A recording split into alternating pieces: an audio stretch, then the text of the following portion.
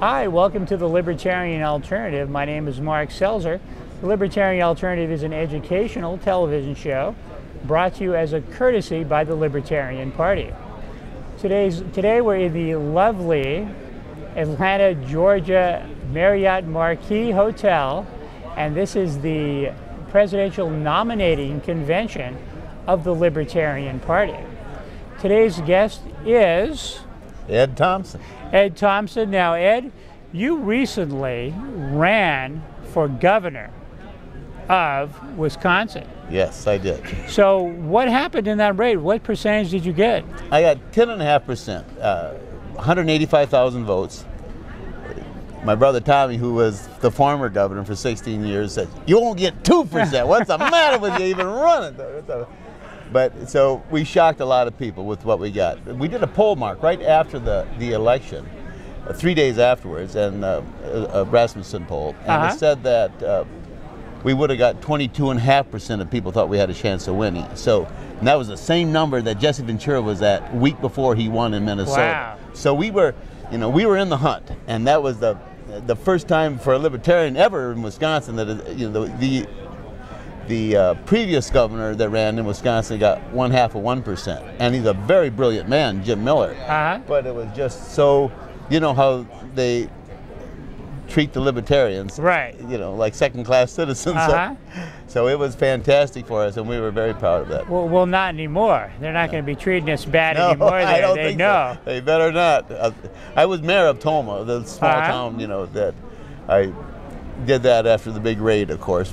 I don't know if you know about that. Well, let's tell the story of that. Now, this guy that you ran against actually came in and arrested you for video poker machines, which were legal, or should have been legal. The district attorney and the chief of police of Tomah, they all had conspired, because my brother was the governor, that they were going to make an example, and they raided 43 taverns in Monroe County on the same night, and they confiscated all the video poker machines.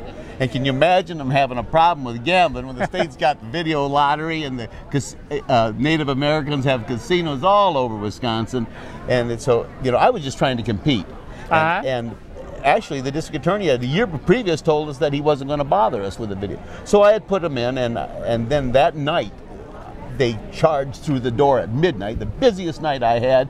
And, on December 13th, the 4 cops come pounding through the door. It's a raid! And chased all the customers out. I didn't know what to do, Mark. I was furious. Here I had a letter from the district attorney saying we could have them, and now they raided me, and there's all over the newspapers. Ed Thompson's facing 8 years in prison, $40,000 in fines, and of course the district attorney, he raised in all his glory and offered a deal of if you'd pay everybody would pay $5,000, he'll let you keep your license and stay in business. But I said no. I just came out of real hard times. I built this business up from nothing. I was my only employee. You're the little guy. Yeah, little. And I was furious. I had built a business from myself being the only employee to, probably 25 people. And it was going good, and I've given it everything I had, and here they raided me. So I decided I didn't care. I said, if this is what our country's about, if this is what they're doing with all the things that they've allowed, and to stop a small businessman to trying to compete, then I'd just soon go to prison. And I meant it. And I meant it with everything I had. So everybody was telling me, my brother Tommy called, "Take the deal, you dummy. What's the matter with you? Take the deal." I said, "No, I won't take the." My attorney told me to take the deal. The district attorney had a special meeting with it, I said, absolutely not. Wow. And so, good for you. The day of the trial, here they come, 59 jurors. Everyone but 3 said, "I agree with it." They walked out. He couldn't find a jury. Wow. They had to drop the case. They couldn't find a jury to convict you. They couldn't even find a seated jury.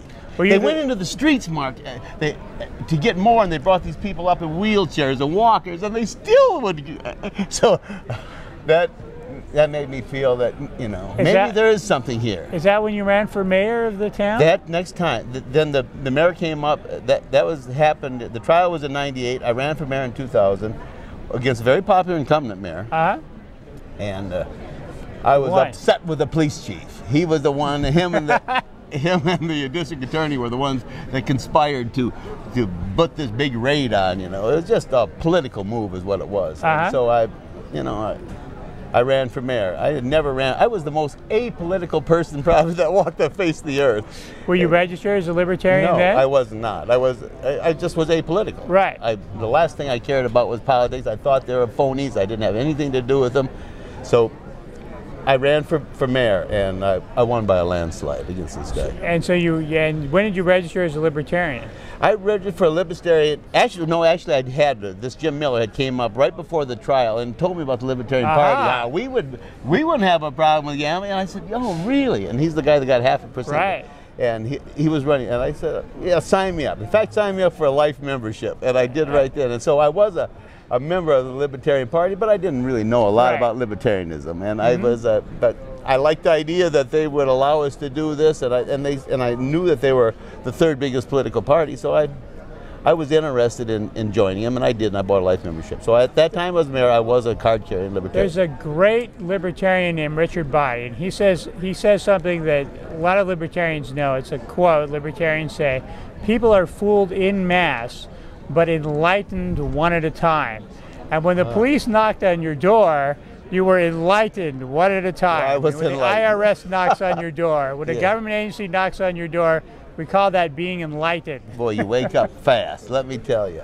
And it was just, it was that anger really that pushed me more than anything. The same thing happened to me in my business. I had a zoning tax. They wanted $15,000 for a zoning tax on my business, shut me down, and now I'm no longer employing people on Hollywood Boulevard. Yeah. Wow. So it's awful. It's just government is, the one party that runs our country is just, it's really, it's a sick society of where they have taken us, how they're taking our money, invading sovereign nations with for no reason. Right. And where are we going to go? Are we going to continue to allow this to happen? Or are we going to start standing up and be patriots and have the courage to stand up and say, this isn't freedom, this is tyranny. And we better have the courage to stand up and say, no more.